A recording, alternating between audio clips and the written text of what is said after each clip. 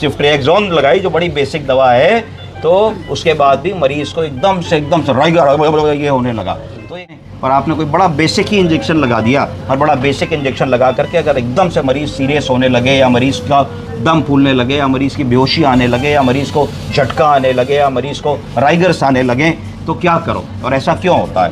तो जनरल दे रहे हो, तुम्हारे पास दो दवाएं हमेशा उपलब्ध होनी चाहिए। अगर तो ये दो इंजेक्शन अपनी नज़रों के सामने रखिए कि अगर मरीज के साथ ऐसी कोई दिक्कत होती है तो उनको उठा के लाने में एक 10 सेकंड का समय लगे। 10 सेकंड का समय खटाक से आपने अपने दो इंजेक्शन लगाए और दे दिया। ये sir my self Vedvrat Tiwari. Sir मेरा क्वेश्चन ये है कि जब बहुत सारे पेशेंट को एंटीबायोटिक देते हैं तो ज़्यादातर उनको राइगर्स क्यों आ जाते हैं? पंडित जी, ऐसा नहीं है कि बहुत सारे मरीजों को जब तुम दवा देते हो तो उनको राइगर्स आता है, पर ऐसा ज़रूर है कि कभी कभी ऐसा देखा गया है कि हमने बड़ी बेसिक दवा भी मरीज़ को लगाई। फ़र्ज़ करो तुमने ओफ्रामैक्स का इंजेक्शन, ओफ्रामैक्स में कौन सी दवा होती है पंडित जी? सिफ्ट्रिएक्सोन।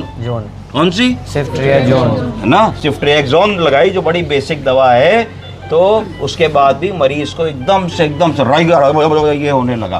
तो एक बड़ी अस्पताल में एक अजीब सी सिचुएशन हो जाती है कि मरीज़ आया छोटी सी प्रॉब्लम करके, और आपने सोचा लाओ भाई एक आईवी लाइन लगा के मरीज़ की मदद करें, और आपने कोई बड़ा बेसिक ही इंजेक्शन लगा दिया। और बड़ा बेसिक इंजेक्शन लगा करके अगर एकदम से मरीज़ सीरियस होने लगे, या मरीज़ का दम फूलने लगे, या मरीज़ की बेहोशी आने लगे, या मरीज़ को झटका आने लगे, या मरीज़ को राइगर्स आने लगे, तो क्या करो और ऐसा क्यों होता है? तो जनरली इसको कहा जाता है एनाफिलैक्टिक रिएक्शन।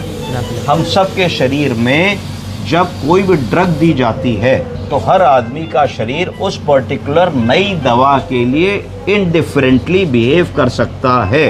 ये जो रिएक्शन होता है ये हजारों लाखों में किसी एक में होता है, क्योंकि जो पेपर्स होते हैं जब ये ड्रग की टेस्टिंग होती है तो उसमें होता है साहब वो 0.001% पॉपुलेशन में ड्रग रिएक्शन दिखा।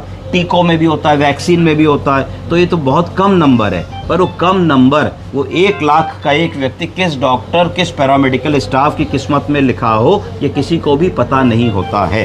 तो मेरा ये आपको सुझाव है कि एक नियम बना ले कि जब भी किसी भी मरीज़ को आप एंटीबायोटिक दे रहे हैं, पहली बार पहली दवा का इंजेक्शन, चाहे वो सिफ्ट्रिएक्सोन हो, चाहे वो पिप्रासिलिन टैज़ोबैक्टम हो, चाहे वो सेफीपाइम हो, चाहे वो सेफ्टाजिडीम हो, चाहे वो मेरोपेनम हो, मेरोपेनम का दूसरा भाई कौन सा होता है? एर्टापेनम हो, तीसरा भाई कौन सा होता है? इमीपेनम हो, चौथा भाई कौन सा होता है? डोरिपेनम, है ना। तो मेरोपेनम, इमीपेनम, डोरिपेनम, एर्टापेनम, कोई भी भाई हो इसका, टीकोप्लानिन हो, टीजीसाइक्लिन हो, फॉस्फोमाइसिन हो, अगर हम किसी भी नई दवा को देने से पहले उसकी सेंसिटिविटी कर लें। सेंसिटिविटी पंडित जी कैसे करेंगे कि उस दवा को आपने घोल करके पतली सी इंसुलिन सिरिंज में 0.1 ml दवा ले ली और स्किन के नीचे आपने उसको खाल के नीचे लगा दिया एंटीबायोटिक को, है ना, और एक गोला बना दिया पेन से। आपने देखा 10-5 मिनट में कोई लाली नहीं आई, कोई रिएक्शन नहीं हुआ, सब बहुत बढ़िया है, तो इसका मतलब आप कहोगे कि उस ड्रग से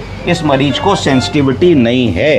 हम अगर उसको बड़ी मात्रा में लगा देते हैं, फुल डोज में लगा देते हैं, तो समस्या नहीं आएगी।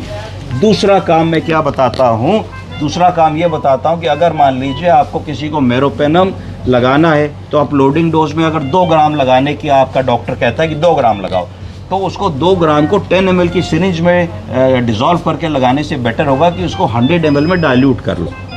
100 ml में डाइल्यूट करके उसको जब तुम लगाना शुरू करो तो इनिशियल 2-3 मिनट्स तक वहाँ खड़े रहो और मॉनिटर करते रहो कि अगर कोई ड्रग रिएक्शन होना होगा आईवी ड्रग से तो 2-3 मिनट के अंदर हो जाएगा। कई बार डिलेड ड्रग रिएक्शंस होते हैं, पर 99% 1-2 मिनट में पता लग जाएंगे। आईवी ड्रग दे रहे हो, तुम्हारे पास 2 दवाएं हमेशा उपलब्ध होनी चाहिए। अगर कभी भी किसी को कोई ऐसा एनाफिलैक्टिक रिएक्शन होता है, या कोई शॉक जैसी चीज़ होती है, या कुछ होता है, क्या 2 इंजेक्शन होने चाहिए? एक स्टेरॉइड का इंजेक्शन, स्टेरॉइड में कौन सा?